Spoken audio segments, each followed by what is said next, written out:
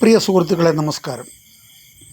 ഇന്ന് മെയ് 2 ഈ മെയ് 4 വേണ്ടിയിട്ട് നമ്മുടെ കേരളത്തിലെ ജനങ്ങളിങ്ങനെ ആകാംക്ഷാഭരിതരായിട്ട്, എല്ലാവരും ഒന്നുമില്ല, കുറച്ച് രാഷ്ട്രീയ പ്രേമികളൊക്കെ എന്ത് സംഭവിക്കും എന്നൊക്കെ അറിയാനായിട്ട് ഈ എക്സിറ്റ് ഫലങ്ങളൊക്കെ പുറത്ത് വന്നേലും യഥാർത്ഥത്തിൽ വിജയി ആരാണെന്നറിയണമെങ്കിൽ പെട്ടി പൊട്ടിക്കണമെന്നൊക്കെ പണ്ട് പറയുമായിരുന്നു. പെട്ടിയല്ല, ഇപ്പോൾ യന്ത്രത്തിലുള്ള വോട്ട് ആർക്ക് കൂടുതൽ കിട്ടുന്നോ അവർ ജയിക്കും. അതറിഞ്ഞാലേ യഥാർത്ഥ വിജയിയെ നമുക്ക് പറയാനൊക്കത്തുള്ളൂ. അതുവരെ നമ്മളിങ്ങനെ ഊഹാപോഹങ്ങൾ ഒക്കെ പലര് പറയുന്നതൊക്കെ കേൾക്കാം എന്നുള്ളതാണ്.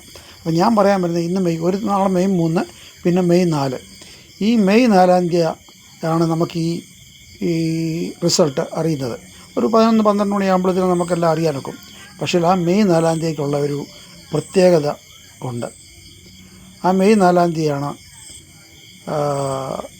കേരളത്തിനെ ഞെട്ടിച്ചുകൊണ്ട് 51-55 വെട്ട് ഏറ്റ് TP ചന്ദ്രശേഖരൻ വധം നടന്ന ദിവസം ഈ മെയ് 4.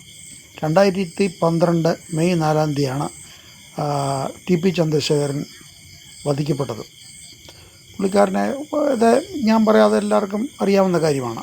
അപ്പോൾ ഈ മെയ് 4 പ്രത്യേകത, അന്ന് വോട്ടെണ്ണുന്നപ്പോൾ അന്ന് വോട്ടെണ്ണി മാർക്സിസ്റ്റ് പാർട്ടിക്കൊരു തിരിച്ചടി ഉണ്ടാകുകയാണെങ്കിൽ ഇത് TP ചന്ദ്രശേഖരൻ്റെ ആത്മാവ് ഉണ്ടെന്ന് വിശ്വസിക്കുന്നവർ എന്തെങ്കിലും ആയിട്ട്, ഇല്ലെങ്കിലും എന്തായാലും TP ചന്ദ്രശേഖരനെ അനുകൂലിക്കുന്നവർക്ക് കിട്ടുന്ന ഒരു വലിയ വിജയമായിരിക്കും. TP ചന്ദ്രശേഖരനെ വധിച്ച ദിവസം ഈ 2012 മെയ് 4. അത് ആൾക്കാരൊക്കെ മറന്നുപോയി കാണും. എല്ലാവരും മറക്കത്തില്ല. KK രമയും RMB ഒക്കെ ഓർക്കും, അങ്ങനെ ഓർക്കും. പക്ഷേ യാദൃച്ഛവശാൽ ഈ മെയ് 4 ഈ വോട്ടെണ്ണാൻ പോകുന്നത്.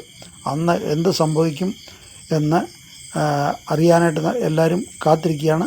അത് TP ചന്ദ്രശേഖരനെ വധിച്ചവർക്കൊരു മധുര പ്രതികാരമാകുമോ എന്നിപ്പം നമുക്ക് നോക്കിക്കാണാം. മെയ് 4 വരെ നമ്മൾ കാണണം.